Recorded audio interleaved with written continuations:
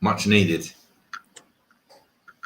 What a professional start. We've had a week off. He can't even finish his coffee in time. Last week, he has a week off to go and have a baby. And now you can't even finish your drink on time, mate. What is this semi-professional presenting attitude that you bring to the show? I might just get a little table here and start eating as well. Make use of my time, multitask. There's no point me asking how your weekend was. Your first weekend with 3 young children under 4 years old. There's no point asking, right? No, there isn't, mate. I think that says the whole story of my crazy life that I'm living. Might as well just play the music then. At least it'll be something we can dance to. Absolutely. Let's do it. So, guys, a warm welcome. Thanks a lot for joining us live on the show. Pips Like a Pro, the live show with me, Gavin, the host, and the man, the myth, the legend, albeit a bit tired today, Mr. Andy Demi. Go and get a quick coffee, mate. You got a minute? We can play the song together. I've just downed an espresso, mate. I'm good now. You said that was your first one for the day. I wanted to have a coconut flat white, but there was not enough time, so a little espresso is good enough. Good job, sir. I learned to drink espresso from my good friend Alberto, who used to have 10, 15 of those a day when I was working with him in the office. Coffee clock is what he called it, and every hour. 10 to 15. Guys, on a serious note, which nation is most proud of their coffee? It's a toss-up between Italy and Colombia. Are there any other countries in between Italy and Colombia that are the most proud of their coffee? I don't drink coffee anymore, but let me know if you're from a country where your coffee is like, you must have it as part of the culture. But I would say it's out of Colombia and Italy, they're the 2 craziest cultures for their coffee, right? Probably. Maybe Brazil. Brazil? They don't drink coffee? It was just a random guess. They look like they should drink coffee. Guys, you can set him straight on that one. Is Brazil famous? Well, is the culture, I know we have Brazilians in the group. Peru, maybe. That's a good shout. That's where you're getting confused, right? Yeah, that's exactly. So Zachariah is saying he's in the US, not for him. US coffee sucks. Starbucks says it all. Well, where are you? You're a Cafe Nero man, aren't you? Costa Coffee first and then Cafe Nero second. You said it like, is there a difference? Does it really matter? You have a lot to learn, my friend. I'll take you. I don't want to learn it. What I'm here to learn is about FX. So we will skip that conversation. Haresh is in the house. Good to have you with us, Haresh. And Nick joining us live from the Gold Coast, where I'm beaming from as well. Finland, apparently a very proud nation of their coffee. So we've got Colombia, which I've experienced. They were so passionate about their coffee when I was there. It's crazy. Italy, of course, we all know an Italian and who loves their coffee. And now Finland, apparently Nick's saying the biggest consumers of coffee. But do they make coffee? That's the what is? I would say Italy. There is Italian coffee. And Colombia. So we've got Italy, Colombia, Finland, and Brazil. Right? I've never heard of Finnish coffee, I've got to say. You've heard of Brazilian coffee? I'm sure Brazil have a coffee roast. I know Colombia was so passionate about it because it's one of their biggest exports and they make a lot of money from it. So they're very proud of it as well. Like they love the taste. They just sip it with no flavorings, no coconut flat or anything like that. Nicholas in the house joining us live on YouTube. Andrew McAlpine joining us live. I think people are starting, the competitive ones, they're starting to twig that there is a little hack in the system to getting the first comment. So we got Yanis. Hi guys, how are you? We're good, Yanis. Hope you're doing good too. And Slavomir is back at the top of the pile. So if you are new to the live shows, we have a bit of fun at the start of the show to see who can do the first comment. Tuning in live, Slavic Wolek. I'm not. Why did I even try that? Just stupid. I'm guessing that's Slavomir. I didn't even check the name. That's Slavomir. Yeah. Slovak. No, W is a V. It's like Janice. Yeah. So guys, it's not Janice. Yes, we've got that's it's so Slavic. That's so last month, Mr. Demi. Let's move on, please. All right. Can we call you Yavin though? That was funny. People said that. So please, if you are new to the group or you're just feeling a bit lazy on a Monday, understandable, but please click on the StreamYard link so that we can see your name and your picture. Zachariah saying Colombian coffee is awesome. You must have been there as well then. So let's crack on with the show because as per usual, we've got lots to crack on with. Raj is just chirping in as well. Afternoon, best coffee is Koa coffee. Where's that? Is that a brand or is that a place? Some place. I have no idea. So yeah, you're preaching to the unconverted. So whilst people are getting settled in, let's crack in with the show. So this week we are going to do the live news breakdown, which is now our usual for the show. From the live news breakdown, it's really, I think you guys will agree, it's a really valuable thing to be able to understand how to do it, let alone the mindset of a professional trader when they're going through the news. And then we'll jump into the live chart analysis based on the data that we find and see if we can break down a trading idea. The idea to show you that is once you have a process and a blueprint, how quickly this can be done to start looking for opportunities. But before we do that, we have to just say to anybody that has been living under a rock in the Facebook group, you have had a third child. So let's just clear one thing up that is on everyone's minds. Who knows? How long can you keep going waiting for your missus to decide on a name for your baby daughter? And has one been done yet? We do have a name, yes. But you're not going to say it. Well, you didn't ask. You didn't ask me.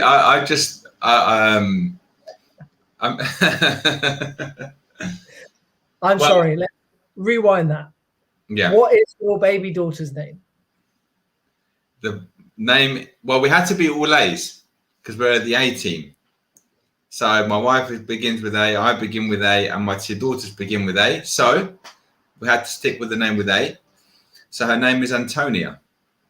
Ooh. Antonia in Greek, Antonia, pronounced the English way. Antonia. Nice. Antonia. I like that. Nice name. Okay, so we've got that sorted out. Now we can jump into the content. So what we're going to do is we're going to talk about Fibonacci because I remember a couple of weeks ago when we were looking at the funded trader process and all of that entails, and we will dive back into that over the next few weeks, of course. However, you mentioned something really poignant, which I've been waiting this long to discuss with the viewers here, and that is Fibonacci and how you've come to devise your own way in trading based on Fibonacci. Now, I have promised the viewers in the Facebook post before the show that we're going to blow their minds, and it's something that they probably haven't heard before. So no pressure, but I know how good this content is around your Fibonacci. So before we get there, just take us on a little journey, if you will, like a gondola around an amusement park or like the lazy river, you know, where you start off, you jump in the ring, nice and chilled, have a nice conversation. The sun's coming down on us, blue skies and palm trees. Let's start with, what is Fibonacci? Yeah, so, I mean, the thing with Fibonacci is, well, firstly, it allows you to predict with high probability where the market is going to move and where it's going to pull back. That's what it does. It shows you where the market structure is. Now, Fibonacci, for those that don't know, is a numerical sequence that can be found in a lot of things outside of the financial world. So in buildings, famous buildings are built with these Fibonacci ratios, and believe it or not, plastic surgeons use them as well. Really? You didn't know that? Yeah, No, plastic. I knew about the flowers. The perfect face is done by Fibonacci ratios. So the perfect distance between each part.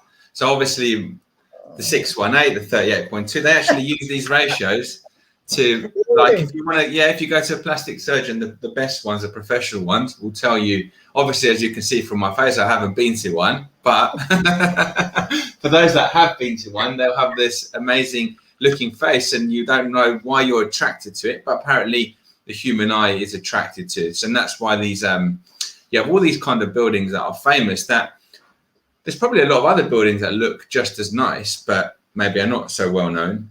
But these particular buildings, like the Parthenon and these kind of things, are built with Fibonacci ratios. So there's something about it. I don't know exactly what that attracts the eye to it. So that's kind of the side bit.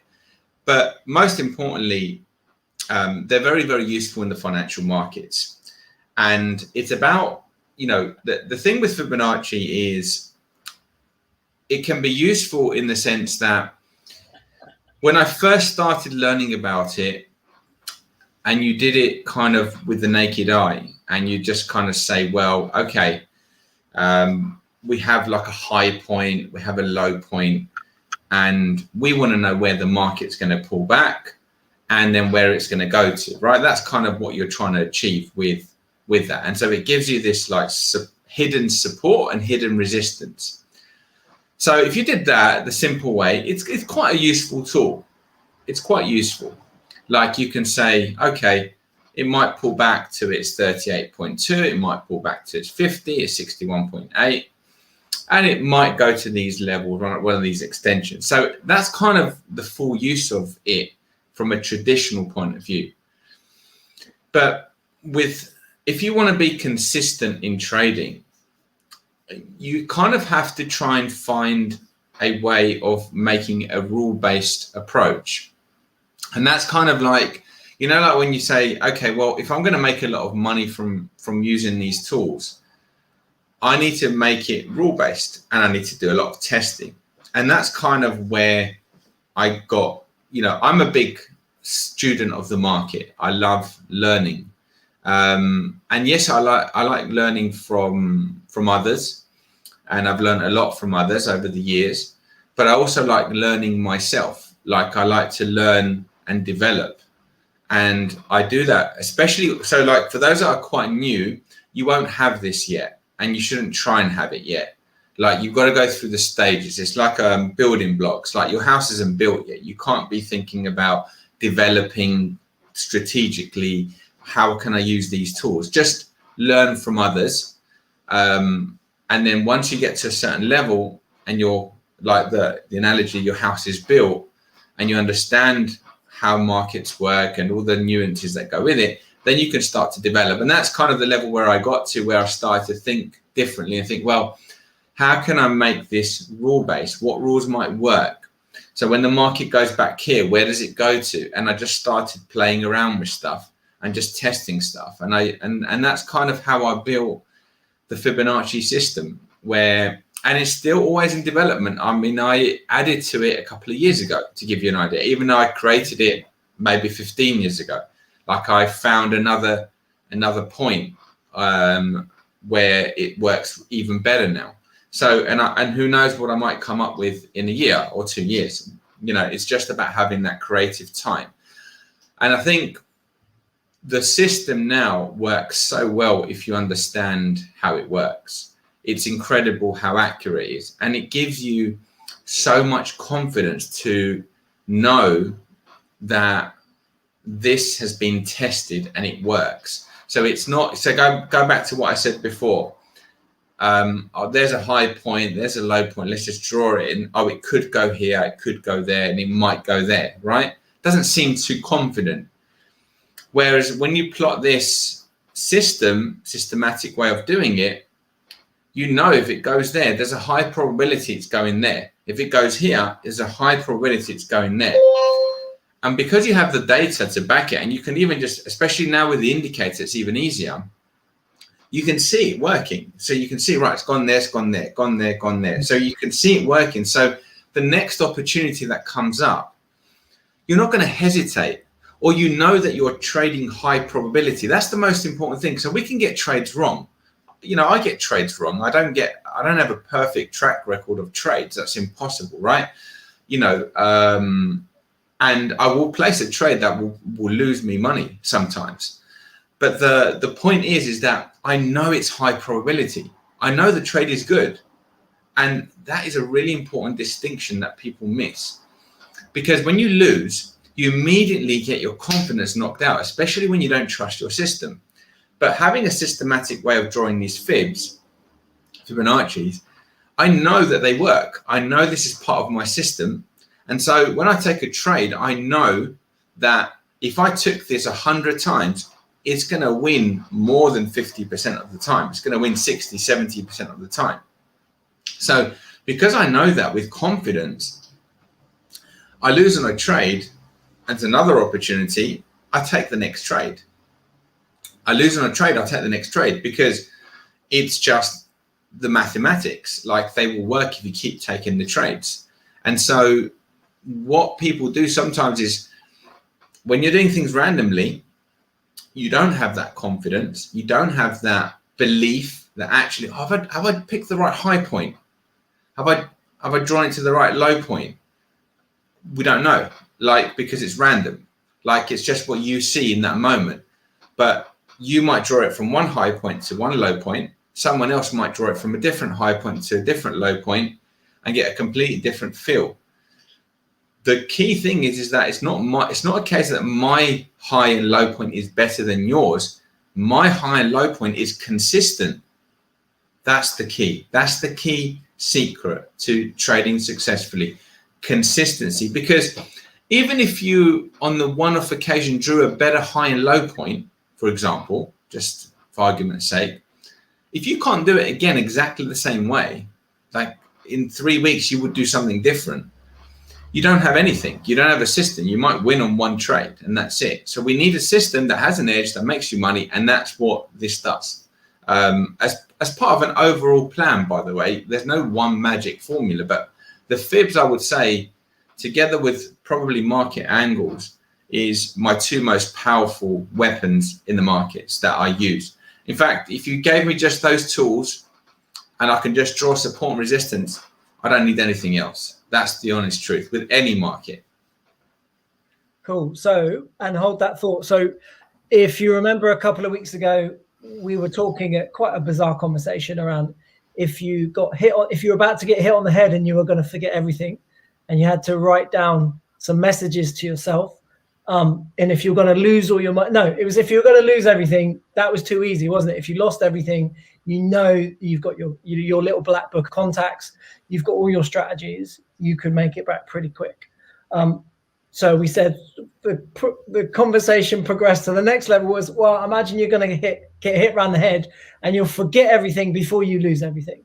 And the two things that you said were market angles and Fibonacci, right? They're the two things that you had to write down. And then you would start building back from there. So what I want to do is just for you to kind of explain how Fibonacci was for you at the beginning, and then what were the things that you kind of made the fundamental difference. Was it when you were working in the city, or was it when you were trading outside in your own time? Have you developed this in a professional environment? Guys, if you've got any questions, pop them in the comment section now so that we can keep a track of them. And we will be doing a live trading breakdown, so you'll see how this goes into practice. Obviously, we've only got a certain amount of time, but at least you will start to see what we're talking about here if you're totally brand new to it. And before you carry on your story, Mr. Demi, Raj, let's close that loop off. Hawaiian Kona coffee beans. Very fancy. Would not have thought Hawaii was a mecca for coffee, but hey ho, there we go. So back to the story. Fibonacci, please continue. Yeah, no, I would say like it's all a combination. So one of the things that I did, obviously, when you trade, you know, when I was kind of working for institutions, I was trading 14, 15 hours a day. I was definitely looking at the markets, learning, and you just kind of, I think subconsciously you take on all these kind of patterns, right? Like you get so much information, and sometimes you don't know how to use that information, but it's just information that sits there. And that's the thing with time, like that. So anybody who's done a program who's completely new, you'll get a massive advantage because you're learning the right things for sure, and you're getting that foundation. But obviously over time, it's going to improve. So like the right foundation with lots of screen time is the perfect combination. And screen time is just literally you implementing what you know. And so taking all of this information in, I would then have some downtime where I would be spending time on research, developing, like studying charts in my own time more. Because when I'm trading, I'm trading. Like I'm not trying to develop. I'm not thinking, oh, I wonder if that would work. Now, that's not, I'm using what I know. That's it, nothing else. So I'm using what I know to make money. But in my time aside from that, where it'd be like, okay, let me just go, let me see what's working and just experiment with stuff and try indicators and plug them in and look at the charts and just take it all on board. But bear in mind, I've got a lot of, I guess, unused knowledge at this point, like from screen time. Because screen time, it's like, you don't know how much information we take in. The subconscious is very, very powerful. And obviously you may not realize it. Sometimes, I don't know if anybody experiences, people that have been trading maybe for more than 2 years, you just intuitively know something's going to work. You just know. And it's about listening to those feelings. Like, if you are just allowing yourself to be free, you don't even know why, but you just know it. And I believe it's because you've seen it. You've seen the same exact pattern and the same price movement before, and you just know it's going to go, and you just get in. Like I do take some trades intuitively. Like I just know it's going to go down, or I just know it's going to. And let's say 90% of the time I'm right on those. If I can listen to it, if I'm intuitively listening to it. So I guess it's like a lot of the developments come from that. It's just like seeing patterns over and over and over and over again. And then you're like, oh, I wonder if, oh, when it goes there, it goes there, it goes there. And you start to just test things. And it's like that. And that's how it kind of developed really over time. And some people don't need to even get, you don't ever really have to get to this level of passion. You could just use the stuff that you get taught and make a lot of money from it. I love studying the markets. I still do now. Part of my day, nearly most days, I do some form of study on markets. That's with very rarely will I not do it. Something. If I listen to a YouTube video, if I look at a chart and I try and test something, or I look at something or explore something. So you can imagine, I've done this for 18 years. You can imagine the amount of education I've had based on that approach.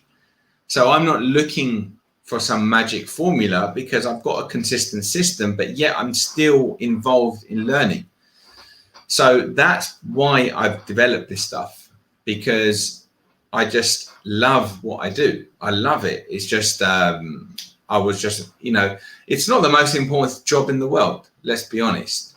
Doctors, nurses, they do something way more important than this, but it's just my passion. It's what I'm basically good at. So it allows me to develop these things. So I think it's really, to answer your question, I think it's more about just having that kind of desire and passion to improve, and then just taking all of that on board, and then just almost naturally being able to create stuff. I've got so many other ideas that I don't know if they'll work or not. I just know that they're there brewing, ready to be created and tested. And sometimes they work, sometimes they don't. Like the market angles, it's just, again, just came to me. But I know we're talking about fibs today. Yeah. So one thing that was really interesting out of that segment was you're saying that it's about 2 years into someone's trading journey that they'll start to be able to tap into and get more of an intuitive feel for the markets. Is that correct? Yeah, I think, that's generic, because I mean, they say like 10,000 hours. So if you're doing like 2 years, but you're doing, an hour a week, obviously that's not going to add up. But, in general, yeah, that amount as a general principle, like 2 years is a good amount of time. But if you're really, really active now, it can be done quicker. Just depends how immersed you are. Cool. And then, so you were doing this, you were using the standard Fibonacci's, you started playing around, you started seeing things, you started getting downloads, if you will.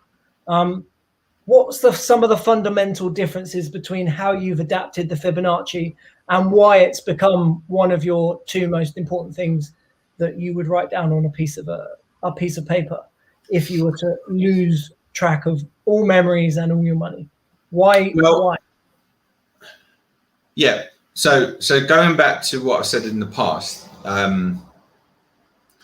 what you want to have in your trading is something where you can say with quite a lot of confidence that if I take out £1 or $1 and I plug it into my trading plan, my trading system, I'm pretty confident 2 or more is going to come out consistently, right? So profit. So like you put £1, you get 2 out, so you're making £1 profit or more ideally. But let's say, and if you have that system, then you now have basically an ATM machine, right? You have an ATM machine to print money.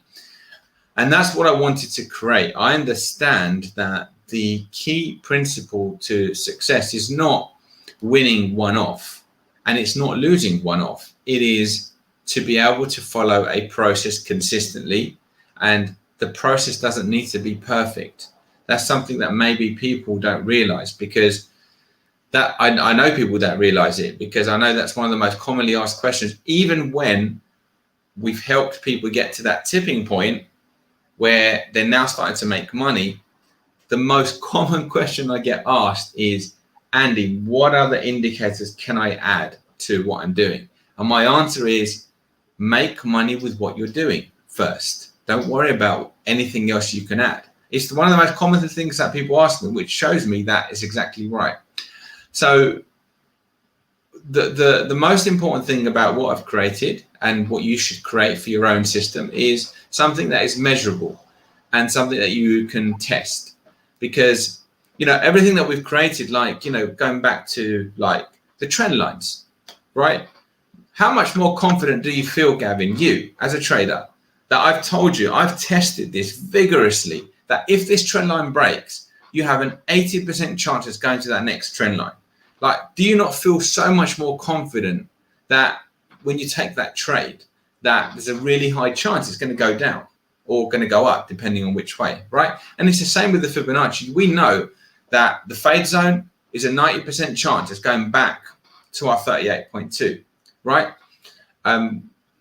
Just knowing these statistics, also like knowing where the markets are likely to pull back and where they're likely to extend, like all these things, because I've tested them and they work. It's like, it's pulled back to the 618. I'm telling you, there's most of the time it's going to stop at the 1618, and you know that. So when it gets to the 1618, you're not hesitating to think, is it going to go more? You're like, well, I'm out. And most of the time it will pull back there. So this is the point. So it's like, it allows you to build confidence. That's the key. That's the key thing. And confidence with data backing you up. And obviously data backing you up is what's giving you the confidence in the first place. So it's the perfect blend, and that's what you need in anything. And it doesn't need to necessarily be Fibonacci, but it's a very, very powerful tool. And it's based around price. It's not a lagging indicator. That's important. You see, like support and resistance is based around price. If you use the MACD, it's based around past information, which is not as useful. So from that point of view as well, but it really does tell you the whole story. It tells you the story on multiple levels, like through time frames. I think for me, my laptop almost went down.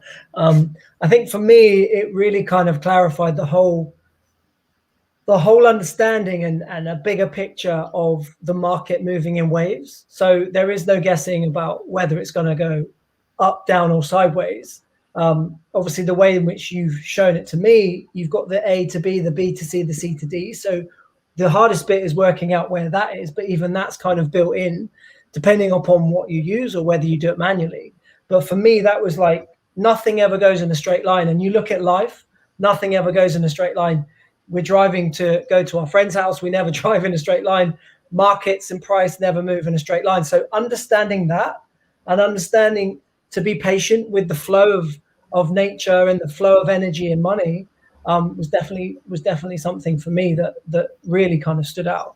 Dan Tyler's tuning in as well. He's saying it's incredible how much it can improve your trading. And Mohmand, I said, if you want to ask a question, a very cool photo, by the way. Why is it important? I think that means not what the important. Can I just say one statement that maybe really covers everything? It brings order to chaos. That's probably the best way of wording it. That's it. It brings order to chaos. Because when you look at the markets, it may look chaotic. You may not fully understand it, but it's like once you have your A, B, C, D in place. Exactly. Then you know that. It's simple. You just focus on that. Then it's just all of this noise is there to confuse you, but actually it's just an A, B, C, D in the market. That's all it is. And then just come up your own beliefs or limiting beliefs, and that's really where the game starts, because then you know where the price is probability going, and then it's building in all of these other confluences, and that's a really interesting point. So Zach saying sort of like regulations in the army. And you will say this, like you've got a lot of guys, like you've had a, what's his name? Thomas Hoyle.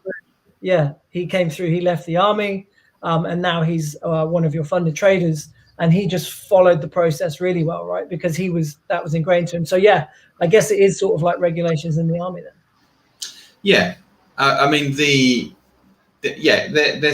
there's rules that you need to follow. I think the army thing, it's like more of about being as well, like so the habits and the as a person, but certainly the similarities are there in the sense that you've got to be disciplined so you create the rules, you have the rules, they work, and then it's about following the rules and being disciplined and not thinking you're smarter than the rules, just following the process, and the result is just the result, and you just take the next trade. Next question coming in from Facebook user, please click on the StreamYard link so that you can register so that we can see who this is. But we'll ask the question anyway because it's good. Is geometric angle LTI's own tools? Yeah, I mean, basically, it's something that I created. I've not seen anybody use it the way I use it. So it's something that we teach in our programs. And it's essentially, we don't have an indicator for it just yet because it's very hard to replicate, but it's something that we are potentially working on. Well, it's something that I'm thinking about to create some rules around. But at the moment, it's a methodology that is extremely effective. That basically, yes, it can only be from us because we're the only, unless somebody's copied it, it's come from my brain. Cool. Okay, guys, if you've got any more questions, let us know. I think one just came in. It wasn't a comment. It was a comment, not a question. Con in the house. Evening all. Good to have you with us, Con. So with that being said, and breaking down the Fibonacci. So we've gone through that. Hopefully that's given you a bit more understanding, at least now when we're doing the live trade analysis shortly after we've broken down the news, then hopefully that will help you have a bit more understanding so that then you can go, okay, so where are we in the market? Which part of the wave are we in? Are we in the A to B, the B to C, the C to D? Where are we? And then we can start to put things together and start to build these blocks in for your own progression. But with that being said, it's time for our news segment. So I'm just going to get this up. Here we go.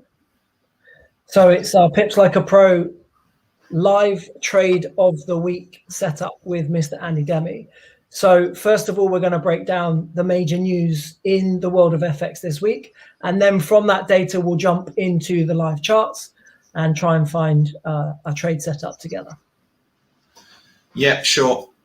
So we're coming up to the end of the month. So we've got a little bit of data coming out, and then that will kind of see us out for July. So hopefully you guys can see my screen. So I filtered this out for high impact news only. Like anything, guys, this doesn't cover all of the news because we do have sometimes unexpected news, but this is what we know is coming out. And so you need to be aware of it and to see what kind of impact it can have. Within our program, I can't remember it off the top of my head. There is a site that I share where you can go back historically and see what kind of impact these news events have on the particular currencies. And it's very, very useful and very, very powerful. But for the purposes of this this section, I'll just kind of share with you some of the key things that we need to look out for this week. So we have consumer confidence coming out on Tuesday from the US. Okay, so if you kind of go to Forex Factory, this will kind of give you a basic understanding of what consumer confidence is. So it says here, it's a survey of about 3,000 households, which asks respondents to rate the relative level of current and future economic conditions, including labor availability, business conditions, and overall the economic situation. So it's important. It's kind of like, but it's not the most important. It's basically a survey just to kind of get an idea. How are people feeling about the economy? Because it makes a difference, right? So if you're feeling good, if you're feeling bullish, everything's going okay, you're much more likely to go out and spend money. But ultimately, this is just gathering data. The more important information will be something like CPI.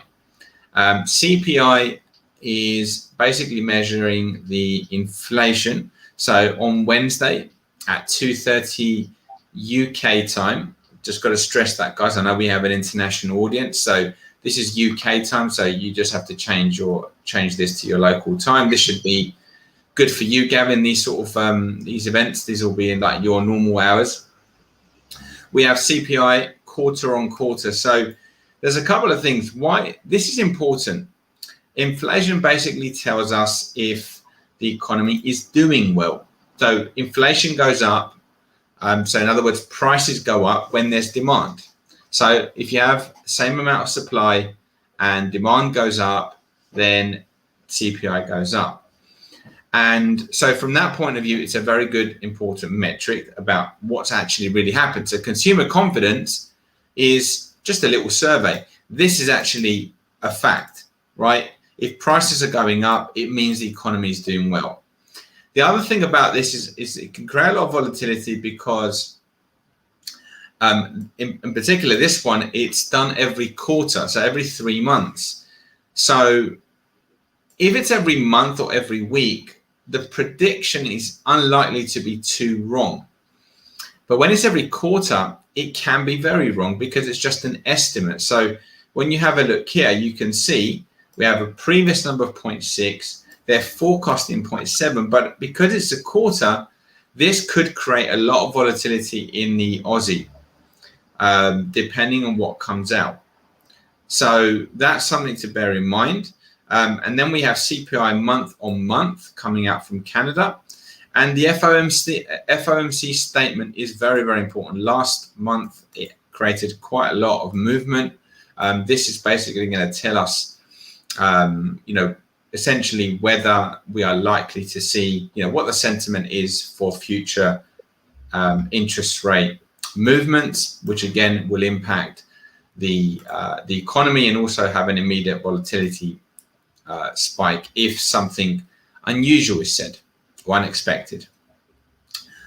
We have advanced GDP coming out quarter on quarter. This is another big event. So a lot going on in the US this week. You can see quarter on quarter, as I said before, a lot can go wrong. We have a previous number of 6.4 GDP, so the growth output of the economy, 6.4%. Forecasting it to improve, so GDP to go up, but we will kind of see what happens there. Again, these numbers can be wrong. And then on Friday, we have more Canadian news coming out, GDP month on month. So the most volatile currency pairs for the week are most likely going to be the Aussie and the US dollar.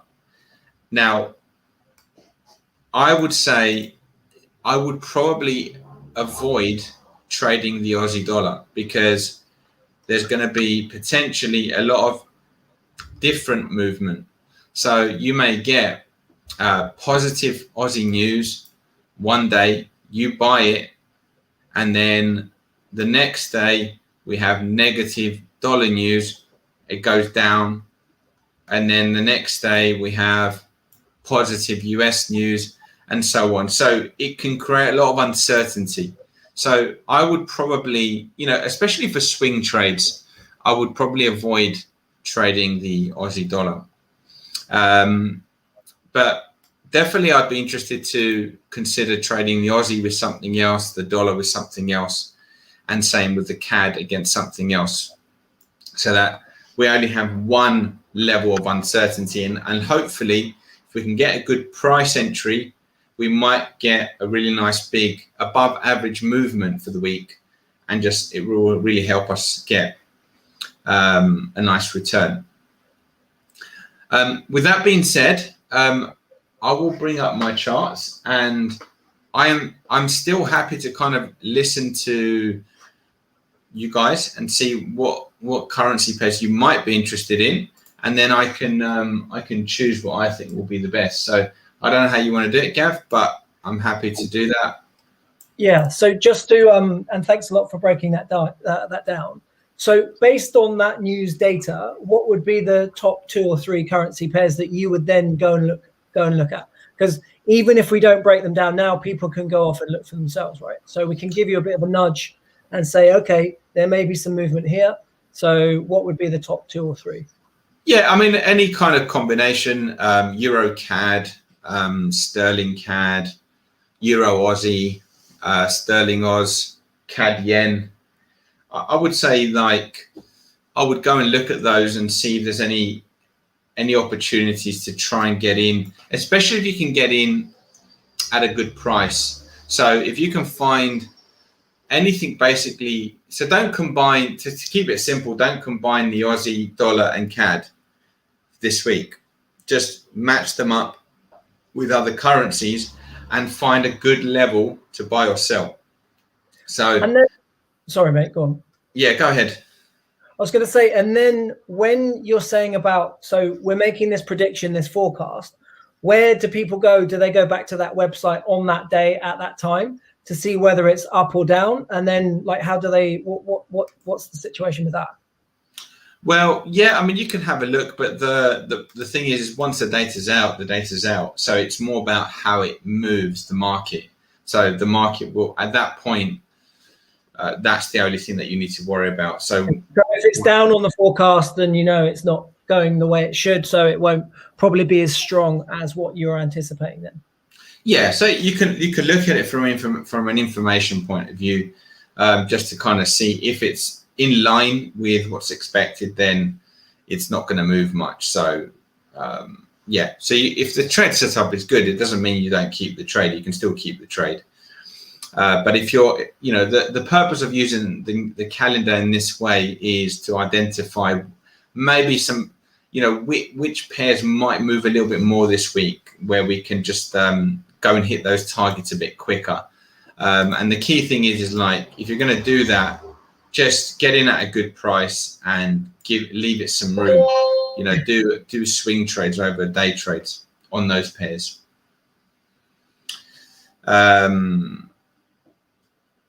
Yeah, let us know, guys. I don't know if anybody's mentioned anything. Let me see. I don't even know where my. Yeah, I think it's interesting. I mean, Fatty's commented GBP USD, so either cable or Euro USD. Yeah. And then Con's gone for gold versus dollar. But again, it's just based on what, like, you've given us a number of options there. It's really just to kind of piggyback off you and say, well, where are these opportunities going to come from? If you want to do one of the suggestions, then obviously go for it. But we're trying to find, it's not just high probability trades, but where is the highest probability for our time to be looking for trades, right? Yeah. So yeah, these ones are fine. Euro dollar's fine. Any of those are fine actually. So okay. we can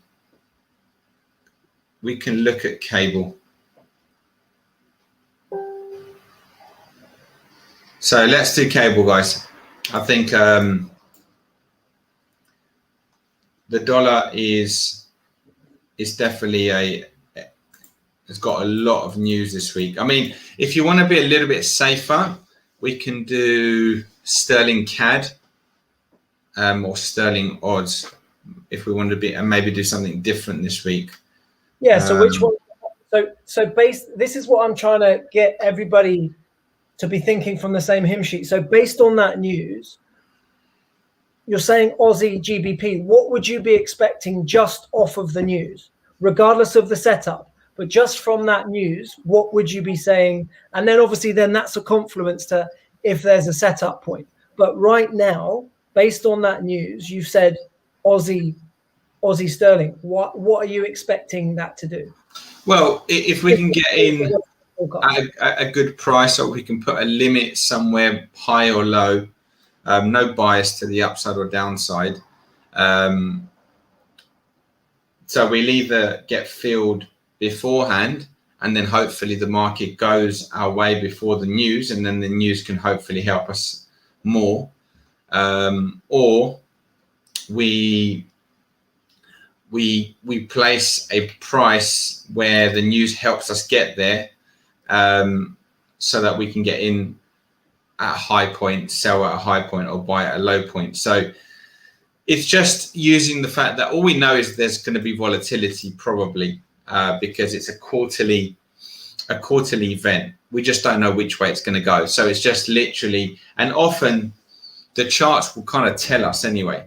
So the charts will tell us anyway, and the news is just going to help us get there a bit quicker. So once I analyze this, I'll kind of hopefully have a bit more of an idea of which direction we should go.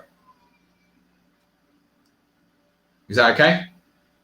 Yeah, it's great. It's just for everybody to keep up so that we can, and if people want to rewatch it, then obviously that would be a good advisable thing to do. But it's just these little bits of the in-between gaps of just trying to fill everything in for everyone. So thanks for that. So let's just have a little play around and see what's around. So, just very, very quickly looking at this from a weekly point of view, looks like sterling Oz is bullish. Let me see if there's any kind of key levels that I need to know about, just very quickly. So there's that one there.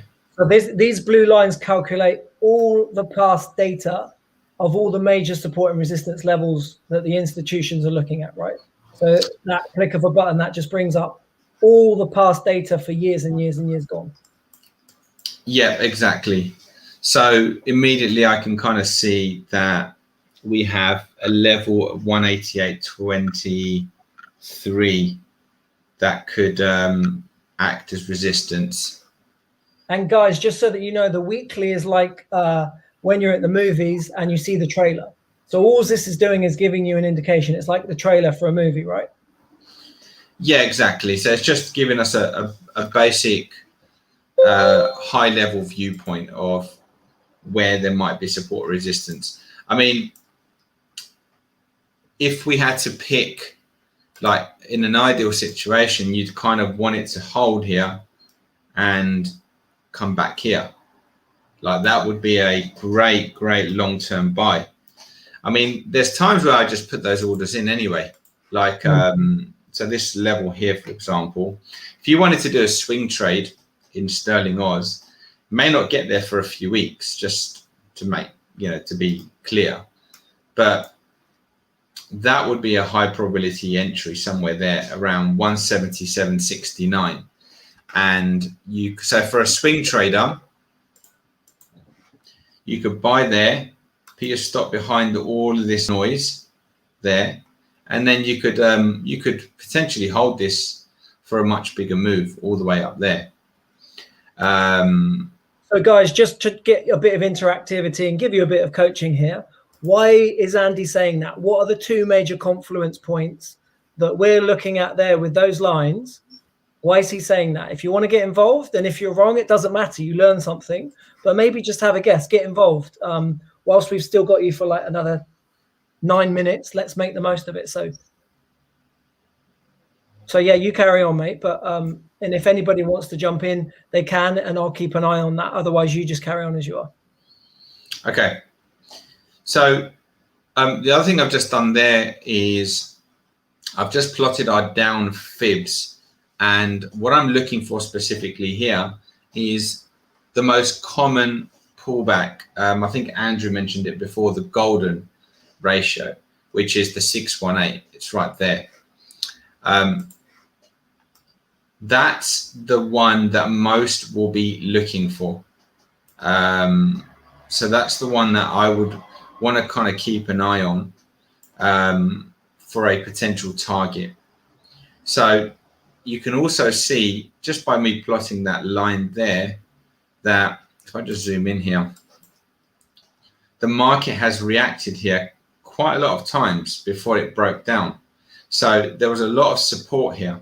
Look how long it took for us to break through this level. So we had this kind of indecision, rejection. We came down to this level, came down to this level, came down to this level, came down to this level, and again.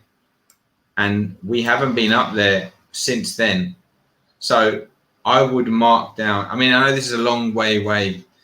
We're looking at the long term here. But if you kind of want to, as a swing trader, that would be a great trade. So kind of set and forget. So just to go back to what Andy was saying about Fibonacci, can you see here, guys? You've got the A, the B. You know where the C is now in play is B to C. So you know now these are C points. So you now know what section you can look at. So straight away that gives you a lot of clarity, or it gives you like a radar to look in. Zach's saying, he's posted a good question. Wouldn't the price retract due to it hitting the main bar? It looks like based on the drawings, it would get smacked down. Yeah, here you mean. That's where I'm assuming. I might be mistaken. You can let us know, but that's where I'm assuming. Yeah. So this is this is exactly. So one or two things will happen here. We'll either hold here, and then the market will push down. Or if we close above it, then we have kind of a clear space towards 195. So this is an important weekly close. If we have a big bar, so let's say the news is, this could actually happen because we have important news tomorrow or Wednesday. So if that happened and we got a weekly close up there, I would be going to my lower timeframes and plotting my Fibonacci and just taking swings up towards 195. And I for one would be very happy because I get more bang for my Aussie buck if the higher up it goes, and that would be great. But if it breaks that and closes, then you're saying that maybe you'd look for if it goes up, mate, you're getting less. Oh really? Yeah, because sterling's going up. So if it goes down, so you mean if it goes down? Yeah, if it goes down, then you make more. Well, then let's hope for that then. So let me go and have a little look at the lower time frames and just see what we've got. So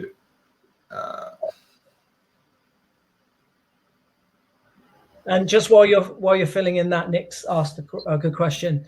Do you always invest the same amount per trade, even if you think some are more likely to work out than others? Really good. Great question.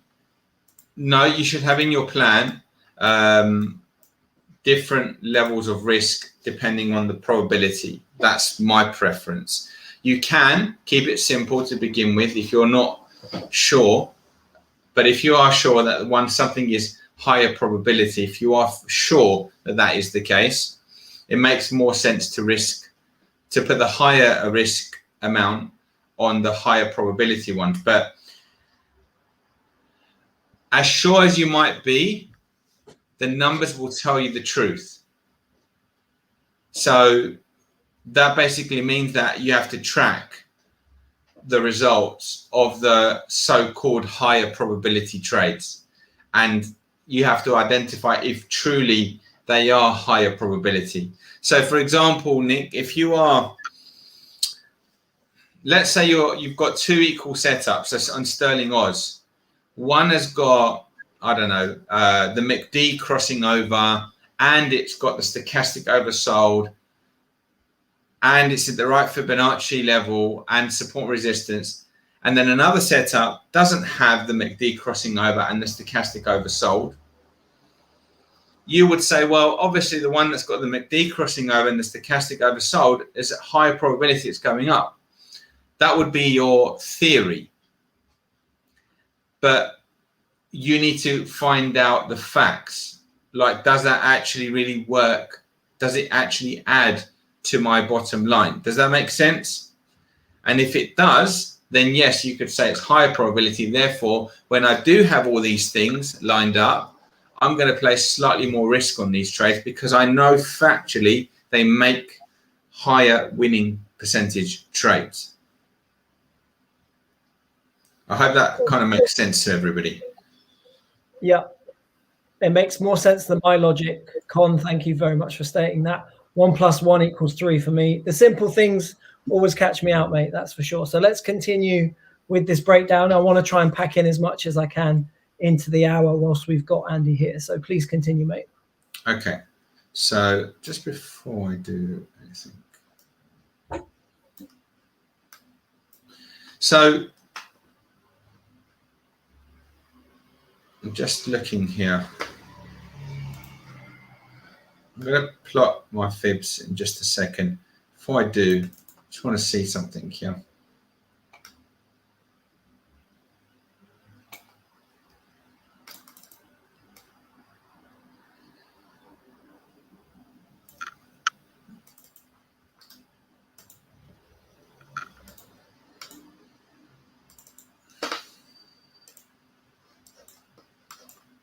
Perfect.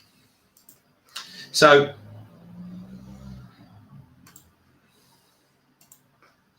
what you can see here, it's quite interesting. I mean, we'll put our fibs in as well in just a sec. I'm just going to show you a couple of things.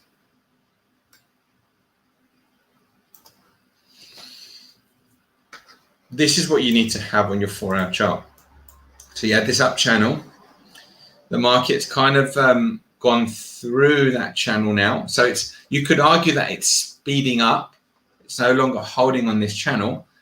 What normally happens is either the market will start to just build its own new channel, and it might even just continue like up here. So it could do this.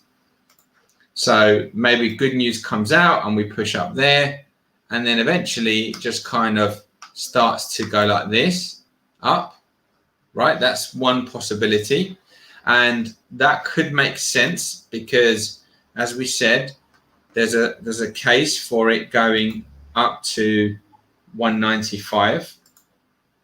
Right, so then 195 would be somewhere like around there.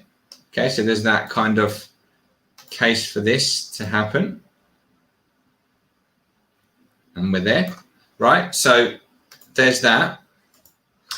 The other possibility is that you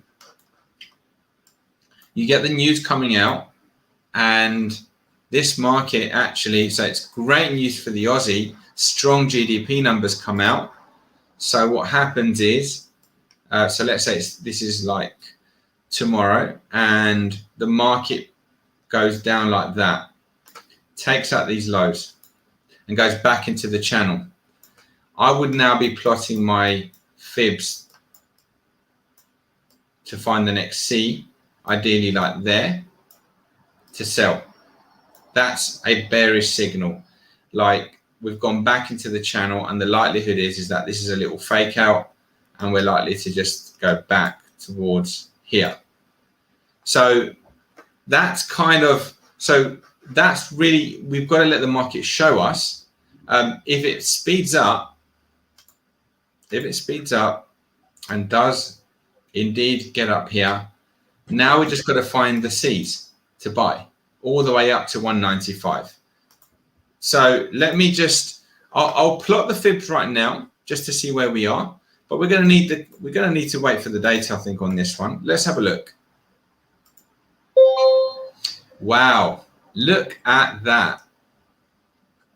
Don't be surprised, guys, to see sterling Aussie falling from here. Do not be surprised. So what have we got? I'm not saying it's a short play, but I'm saying that there's a high probability that this market will go down.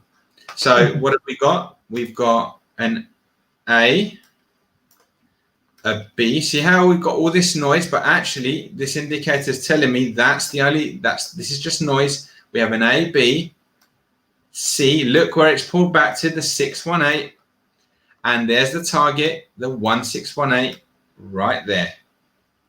So this is an A, B, C, and this is the potential D if it comes back down. So that is basically what we have, and you can see it's already hot. So you have also this nice little channel here. So you could definitely look at the short side here. I mean, you could even go down to a lower time frame. You can also check out where the daily trading range is. I mean, I'll see. Let me have a look here. So the daily trading range high point is here, 187.83. So that's the predicted high of the day.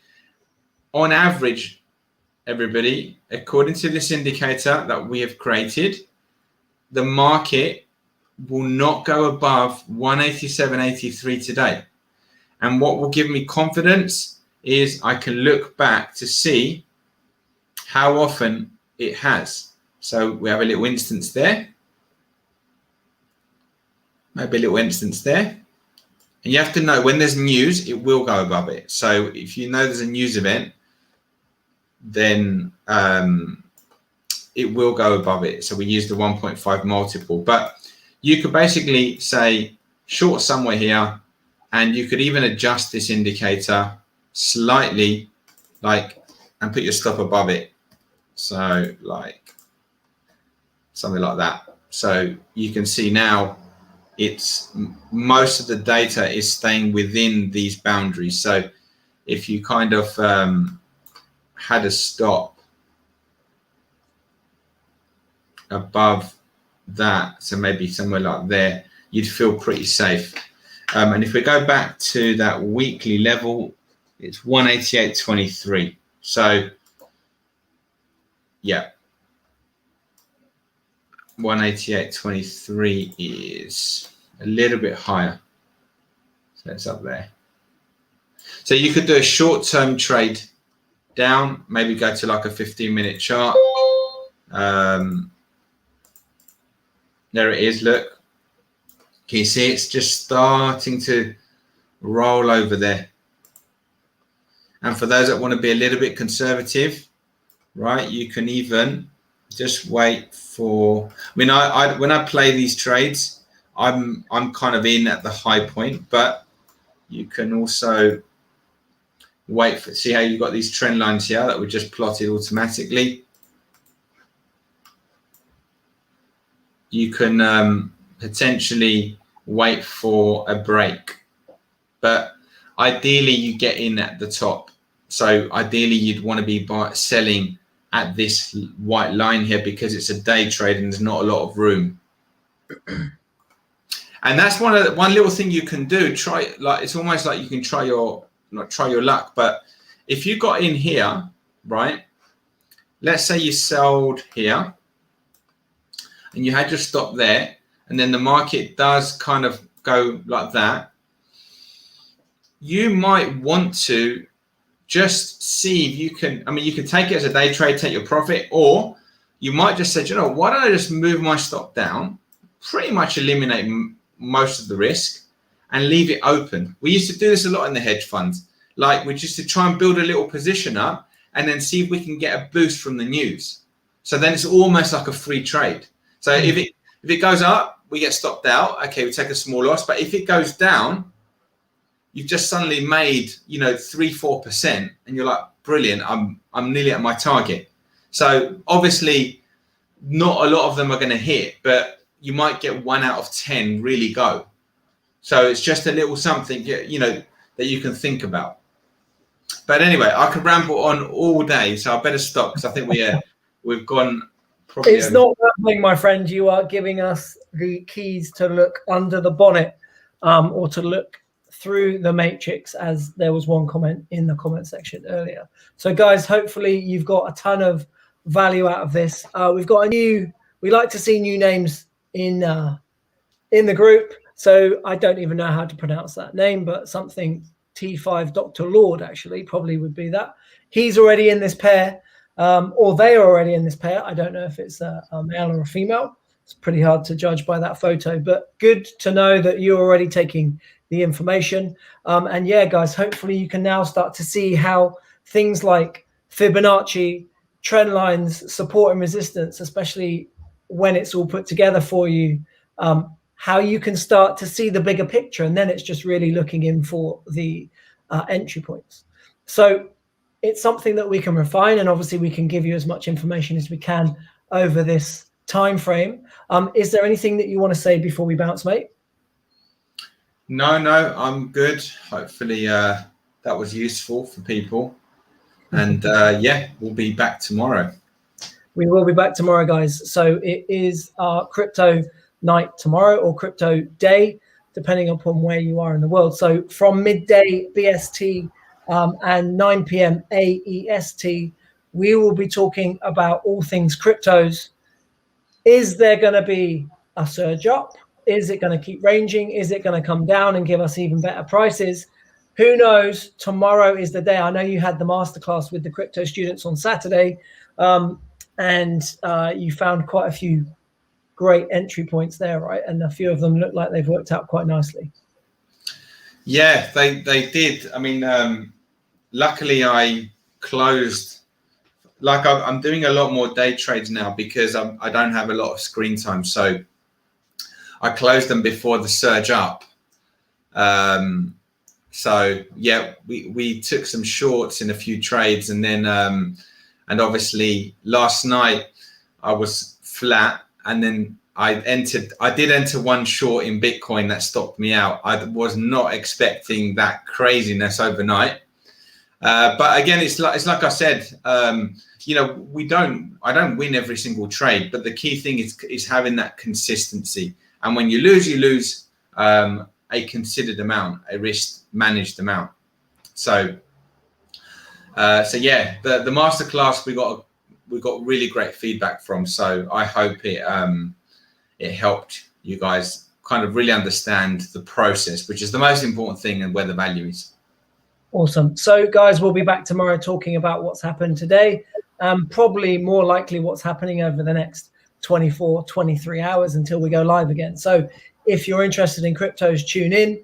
But that's been it for us for now. And yeah, we will see you tomorrow, guys. So thanks very much for watching.